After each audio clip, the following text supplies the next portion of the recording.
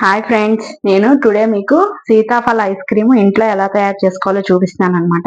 ఇది సీతాఫలం అంటే మనకు ఓన్లీ వింటర్ సీజన్ లోనే దొరుకుతాయి. ఒక న్యాచురల్స్ అనే ఐస్ క్రీమ్ షాప్ ఉంది. అక్కడ ఏంటి అంటే వాళ్ళు న్యాచురల్ గానే చేస్తారు ఐస్ క్రీమ్స్ అన్ని కూడా. ఇలా పల్పుతో ఉంటాయి అనమాట. నాకు కస్టర్డ్ యాపిల్ ఐస్ క్రీమ్ అంటే చాలా ఇష్టం అనమాట. అన్ని ఒక స్కూప్ ఐస్ క్రీమ్ తింటే కనుక కస్టర్డ్ యాపిల్ అయితే 2 స్కూప్స్ తీసుకుంటాను అనమాట, విత్ వేపర్ తో.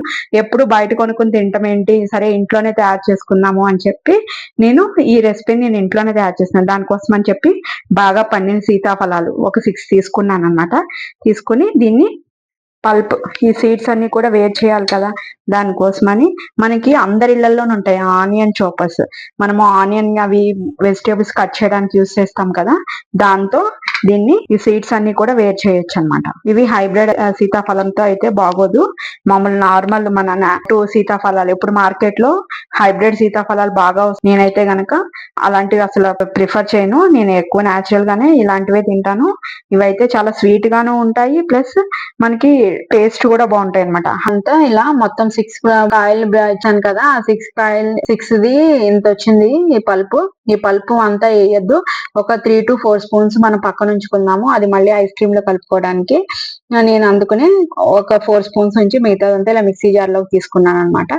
తీసుకున్న తర్వాత ఇందులో మనం ఫ్రెష్ క్రీమ్ కూడా యాడ్ చేయాల్సి ఉంటుంది. ఎందుకంటే ఫ్రెష్ క్రీమ్ యాడ్ చేయడం వల్ల అది ఐస్ క్రీము కొంచెము థిక్నెస్ బాగుంటది అనమాట. అందుకోసమని నేను ఇంట్లోనే డైలీ పాలు కాచి ఫ్రిడ్జ్ లో పెట్టి క్రీమ్ తయారు చేస్తాను వెన్న తయారు చేయడానికి. సో అదే పెరుగు మీద మింగడ కాకుండా ఇది మిల్క్ మీద మింగడ తీసాను. ఇది 1.5 కప్పు మింగడ అనమాట. దీన్ని కూడా ఇందులో మిక్సీ జార్ లో వేసుకుందాము. ఫ్రెష్ క్రీమ్ వేసుకుంటేనే బాగుంటది. మన అమూల్ అవన్నీ క్రీమ్స్ దొరుకుతాయి, కానీ అందులో అవి నిలబడడం కోసం ప్రిజర్వేటివ్స్ కలుపుతారు. సో నేను అందుకోసం అని చెప్పి నేను ఇంట్లోనే తయారు చేసుకున్న క్రీమ్ నే యాడ్ చేసుకుంటున్నాను. ఇది ఒక 1.5 కప్పు క్రీమ్ అనమాట. ఇది కూడా ఈ మిక్సీ జార్ లోకి యాడ్ చేసుకుందాం ఇప్పుడు. నెక్స్ట్ కాచి చల్లార్చిన మిల్క్ అనమాట. ఇవి 1.5 లీటర్ మిల్క్ నేను కాచుకుని చల్లార్చాను. వేడి మిల్క్ ఎప్పుడు పోయకూడదు. ఎప్పుడు చేసుకున్నా కూడా కంపల్సరీ కాచి చల్లార్చుకున్న మిల్కే కలుపుకోవాలి. నెక్స్ట్ నేను 1 కప్పు షుగర్ తీసుకుంటున్నాను. మీకు ఒకవేళ కావాలి అంటే కనుక ఇంకొక 1/2 కప్పు యాడ్ చేసుకోవచ్చు.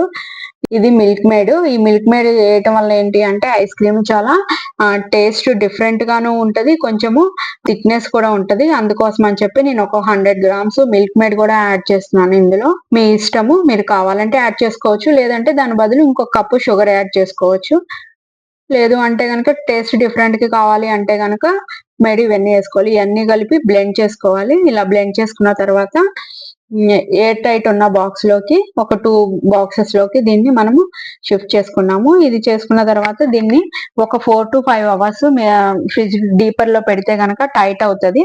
టైట్ అయ్యాక తీసి మళ్ళీ బ్లెండ్ చేయాలి. అలా బ్లెండ్ చేయటం వల్ల ఏంటి అంటే మధ్యలోను ఐస్ క్రీమ్ స్మూత్ గా ఉంటది. మధ్యలో మామూలుగా అయితే గనక మన హోమ్ మేడ్ లో చేసిన ఐస్ క్రీమ్స్ మధ్యలో చిన్న చిన్నగా గరుకు ఉంటది అనమాట. ఆ గరుకు లేకుండా స్మూత్ గా ఉండాలి అంటే గనక కంపల్సరీ మనం బ్లెండ్ చేసుకోవాలన్నమాట. ఆ బ్లెండ్ చేసుకుంటే ఐస్ క్రీము క్రీమీగాను సాఫ్ట్ గా ఉంటది. అందుకోసం అని చెప్పి నేను పల్పు కూడా కలపట్లేదు అనమాట. బ్లెండ్ చేసిన తర్వాత అప్పుడు ఈ మిగతా ఒక 4 స్పూన్స్ కస్టర్డ్ మనం ఏదైతే పల్పు ఉంచుకున్నామో దాన్ని డ్రై ఫ్రూట్ ని యాడ్ చేసుకోవచ్చు. ఫస్ట్ అయితే దీన్ని మనము ఎయిర్ టైట్ ఉన్న బాక్స్ లోకి తీసుకున్నాం కదా, దీన్ని మూతలు పెట్టేసి మనం ఫ్రిడ్జ్ లో పెట్టుకుందాం ఒక 4 to 5 అవర్స్. ఫ్రిడ్జ్ లో పెట్టిన తర్వాత ఈ విధంగా టైట్ అయిపోయింది. దీన్ని మళ్ళీ ఇంకొకసారి మనము మిక్సీ జార్ లో వేసుకుని బ్లెండ్ చేసుకున్నాము. అప్పుడు గరుకు ఏమీ లేకుండా ఉంటది.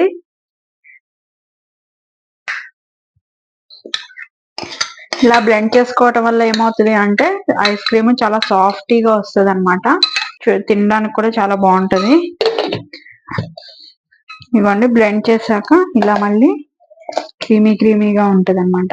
దీన్ని ఇప్పుడు మనము మళ్ళీ ఈ బౌల్లో వేసేసుకో.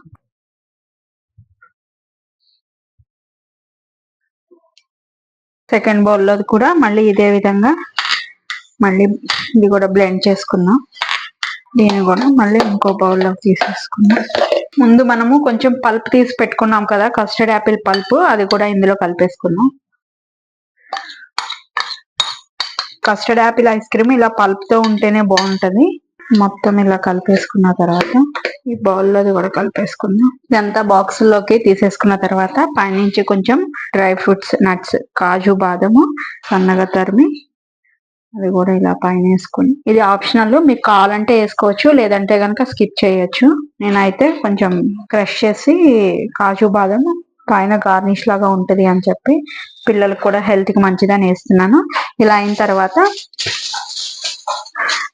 సిల్వర్ ఫాయిల్ తీసుకొని దీన్ని ఇలా కవర్ చేసుకొని ఎయిర్ టైట్ గా ఉండే క్యాప్స్ పెట్టి వీటిని క్లోజ్ చేయాలి. సేమ్ దీన్ని కూడా అంతే ఇలా సిల్వర్ ఫాయిల్ కవర్ చేసుకొని, ఇలా కవర్ చేయటం వల్ల ఏంటి అంటే ఐస్ అన్నది డైరెక్ట్ గా వెళ్ళకుండా ఉంటది. అప్పుడు అందులోను మనకు ఐస్ క్రీమ్ అది గరుకు రాకోకుండా చాలా సాఫ్ట్ గా ఉంటది. దానికోసం అని చెప్పి ఇలా సిల్వర్ ఫాయిల్ పెట్టి మళ్ళీ దీనికి కూడా ఎయిర్ టైట్ గా ఉండే క్యాప్స్ పెట్టి దీన్ని కూడా మనం ఫ్రిడ్జ్ లో పెట్టుకుని మళ్ళీ 4 to 5 hours కనుక మనం ఫ్రిడ్జ్ లో ఉంచినట్టయితే మళ్ళీ టైట్ అవుతుంది. అప్పుడు ఎమ్మి కస్టర్డ్ ఐస్ క్రీమ్ రెడీ అయిపోతుంది. మన సీతాఫల ఐస్ క్రీమ్ అయితే రెడీ అయిపోయింది. మన ఇంట్లో గనక స్కూప్ లేకపోతే గనక ఇలా గరిటెని ఏదన్నా చారు గరిటె గుంట గరిటె తీసుకుని దాన్ని కొంచెం ఇలా వాటర్ లో ఇచ్చేసి మనం తీస్తే వచ్చేస్తుంది ఈజీగా.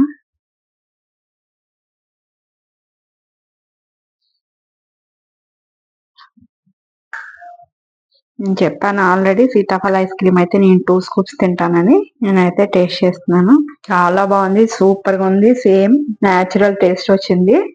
మీరు కూడా తయారు చేసుకొని ఇది టేస్ట్ ఎలా ఉందో నాకు కామెంట్ రూపంలో చెప్పండి. Bye bye, thank you.